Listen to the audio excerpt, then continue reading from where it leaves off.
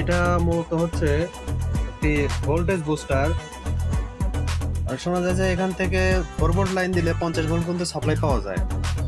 So আমরা এটা পরীক্ষা করে দেখবো, যে তার জন্য আমরা পাওয়ার সাপ্লাই 4 ভোল্ট দিয়ে নিয়েছি। এখন এখানে আমরা ইনপুট দিব। ইনপুট আছে প্লাস মাইনাস। এখন ভোল্টেজটা মাপ দেওয়ার জন্য যেহেতু 50 ভোল্ট পর্যন্ত ওঠে শোনা যায়, সেক্ষেত্রে আমরা মিটারটা 20 তে হবে না, 200 তে আমরা সিলেক্ট করে নিয়েছি।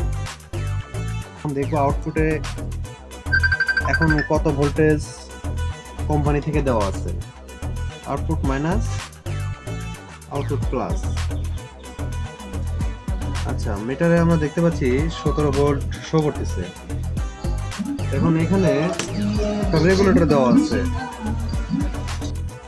তাহলে যেহেতু 17 ভোল্ট আছে, তাই মিটারটা এখানে লাও।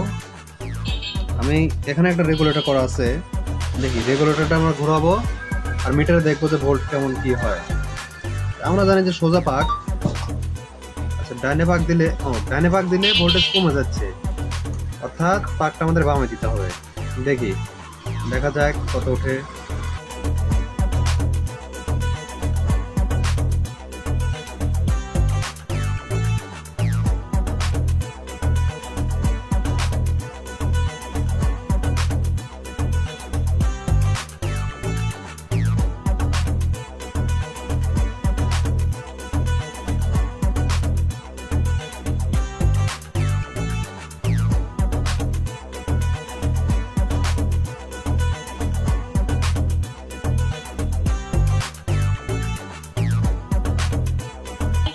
তাহলে এই মডিউলটা কোনো রাউটার এগুলো চালানোর জন্য যথেষ্ট।